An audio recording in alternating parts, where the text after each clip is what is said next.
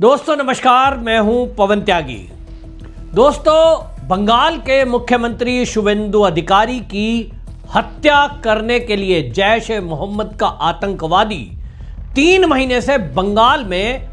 CM Suvendu अधिकारी की recce कर रहा था। यह खुलासा बंगाल की एसटीएफ ने किया और यह खुलासा तब हुआ,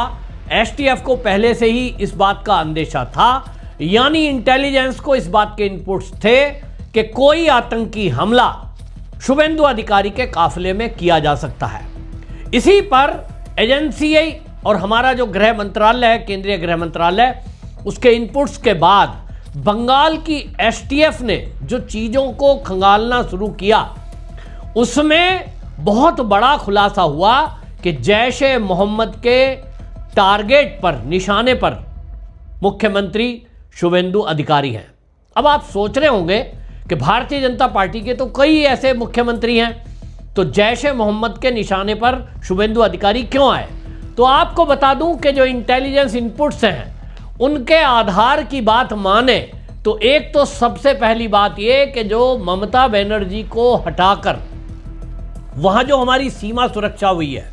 यानी जो बाढ़ नहीं लग रही थी और जिसके कारण से कट्टरपंथी लगातार भारत में प्रवेश कर रहे थे, घुसपैठ चल रही थी बंगाल से बड़े पैमाने पर, वो बंगाल की घुसपैठ अगर बांग्लादेशियों की कोई रोक पाया है वो है शुवेंदु अधिकारी। जहां एक तरफ घुसपैठियों को बॉर्डर पार कराया जा रहा है, वहीं बड़ी संख्या में कट्टरपंथियों को गिरफ्तार किया जा रहा है। बंगाल में जो गुंडा राज ममता बनर्जी का चल रहा था, टीएमसी का शासनकाल में जिस तरह से नेक्सस चल रहा था, उगाही चल रही थी और खास तौर पे गौ तस्करी चल रही थी, वो अरबों रुपया, करोड़ों नहीं अरबों रुपए का व्यापार था। उस पर प्रहार किया शुवेंदु अधिकारी ने। दूसरी तरफ धर्मांतरण का खेल कर और अरबों रुपया अरब कंट्रियों से जो बंगाल में आता था, उस पर भी नकेल कसी है। ना केवल नकेल कसी, यह भी तय हुआ है कि अब जिस तरह से आप शुवेंदु अधिकारी की सरकार देख रहे हैं, मैंने आपको कहा था कि अगर कोई लोकप्रियता में नंबर 1 है, भारतीय जनता पार्टी के जितने मुख्यमंत्री हैं उनमें नंबर 1 है योगी आदित्यनाथ। लेकिन आज की डेट में अगर मैं बात करूं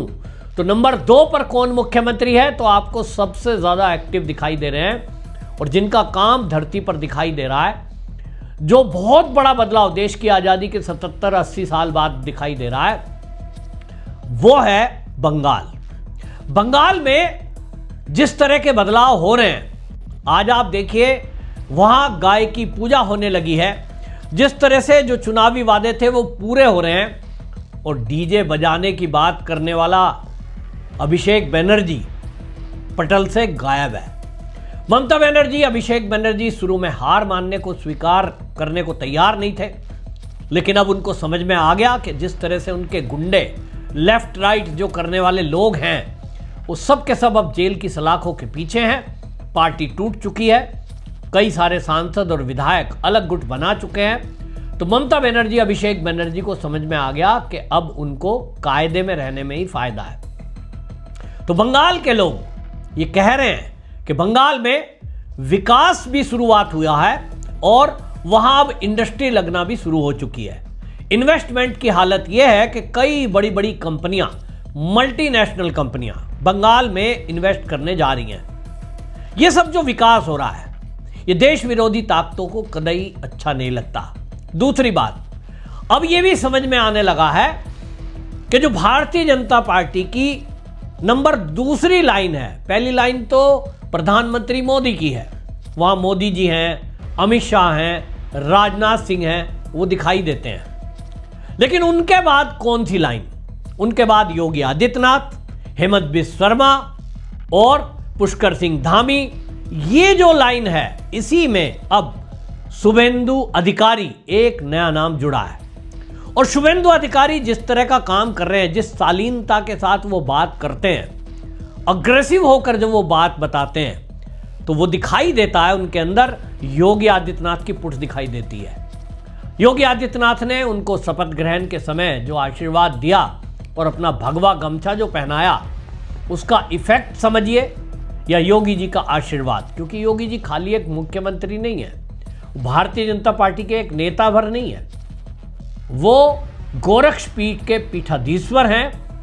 वो एक महंत है, वो एक संत हैं और उनका आशीर्वाद जिनको मिल जाए, ऐसा होता नहीं है कि संतों का आशीर्वाद खाली जाए। शुभेंदु अधिकारी वही चमत्कार और वही काम कर रहे हैं, मेहनत कर रहे हैं दिन रात। अब आप देखिए कि बच्चों को जो फूड दिया जाएगा, यानी जो स्कूलों में मिड डे मील दिया जाता था, अभी तक शिकायत होती थी कि मिड डे मील में वहां कीड़े तक मिले हैं बंगाल में, ममता बनर्जी के शासनकाल में। और अब बच्चों को पौष्टिक आहार इस्कॉन की तरफ से सप्लाई किया जाएगा, वो ठेका इस्कॉन को दिया है। और ऐसा नहीं है कि वो केवल वहीं पे है, साउथ के कुछ राज्य ऐसे हैं जहां इस्कॉन पहले से इस काम को कर रहा है, लेकिन अब लोग सराहना कर रहे हैं। दूसरी तरफ आप देखिए कि जिस तरह से वहां पर अवैध अतिक्रमण पर बुलडोजर चला, सब लोग कह रहे थे भाई योगी जी का काम है, तो जैसा काम योगी जी कर रहे हैं वैसा ही हेमंत बिस्वा शर्मा कर रहे हैं, वैसा ही काम शुभेंदु अधिकारी ने बंगाल में शुरू किया है और इसकी आवश्यकता थी। इसी तरह हमने देखा कि जिस तरह से एक छोटी बच्ची के साथ रेप की घटना हुई और उसके बाद रेपिस्ट का एनकाउंटर हुआ, यह भी बंगाल ने पहली बार देखा। बंगाल में पुलिस ने कभी एनकाउंटर तक करने की हिम्मत नहीं करी, क्योंकि जो राजनेता थे वो कहीं ना कहीं राजनेताओं के तार माफियाओं, बलात्कारियों, गुंडों से जुड़ते थे और उनसे वो कमाई करते थे, उनका कमाई का साधन था। जो सत्ता में शुभेंदु अधिकारी आए तो उन्होंने पुलिस के जो ईमानदार अफसर थे उनको चयनित किया, उनको बड़ी जिम्मेदारियां दी और जो भ्रष्ट थे उनको साइडलाइन किया।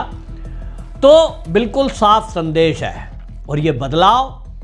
किसी को जो भारत से दुश्मनी रखते हैं उनको तो समझ में नहीं आएगा।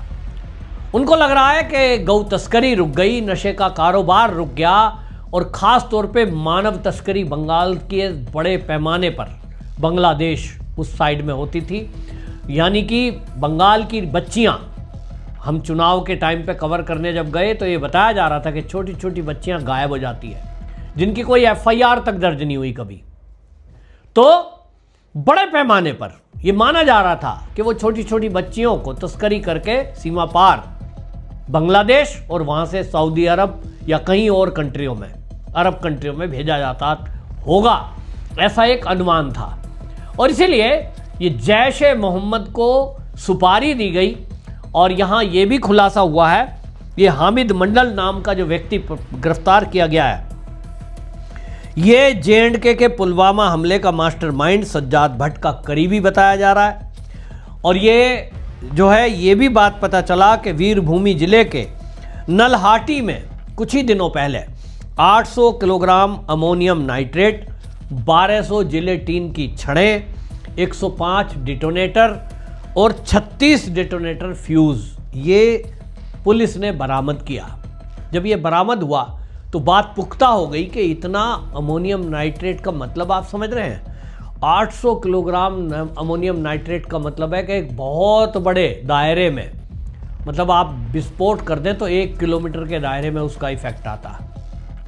इसका मतलब ये था कि शुभेंदु अधिकारी कहाँ जाते हैं, उनके काफिले में कैसे कैसे लोग रहते हैं, सुरक्षा कैसी है, ये सारा जायजा लेने के बाद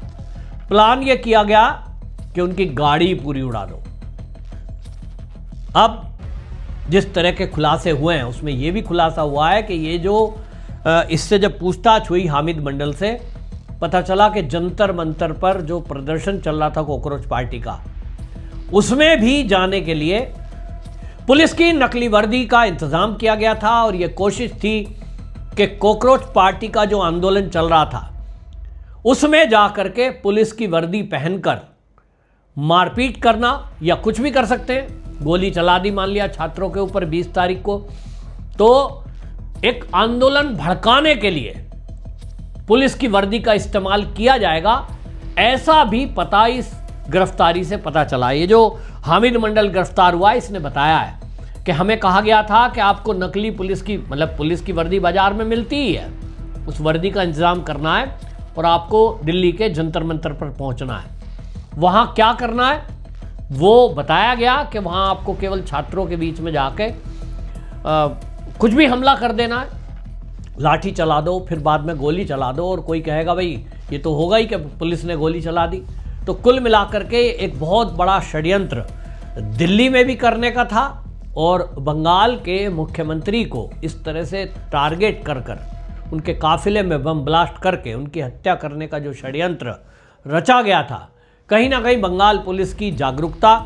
और हमारे देश की इंटेलिजेंस, इसके कारण से वो हत्या का षड्यंत्र विफल हुआ है। और एक बार फिर ये तो आपको मानना ही पड़ेगा, योगी आदित्यनाथ पहले से ही निशाने पर रहते हैं, लेकिन उनकी सुरक्षा पहले से ही इतनी कड़ी है और वो एक योगी महंत भी हैं और इसलिए भगवान शंकर की उनके ऊपर कृपा है। शुभेंदु अधिकारी भी आध्यात्मिक व्यक्ति हैं और अध्यात्म वो शक्ति है कि आपको परमात्मा से सीधा जोड़ती है। लाखों करोड़ों लोगों की दुआएं योगी जी के साथ हैं, तो हेमंत बिस्व शर्मा के लिए भी लोग इस बात की दुआ कर रहे हैं कि भगवान ईश्वर उनको लंबी आयु दे, ताकि वो बंगाल का जो हालात अभी तक वामपंथियों ने और टीएमसी ममता बनर्जी ने खराब करके रखी थी, उसको अच्छे रास्ते पर लाए और बंगाल तरक्की करे। आपको क्या लगता है? क्या आपको भी लग रहा है कि इसीलिए आतंकवादियों के निशाने पर शुभेंदु अधिकारी आए, क्योंकि उन्होंने जो ये कट्टरपंथी लोग थे, इन सब का जो नेक्सस चलता था उसको ध्वस्त किया है। आज वहाँ गाय की पूजा कर रहे हैं, वो वहाँ मंदिरों में जा रहे हैं, साधु संतों के चरणों में वंदना कर रहे हैं, इसी से बौखलाए हुए हैं। अपनी राय जरूर कमेंट करें, वीडियो शेयर करें। वंदे मातरम।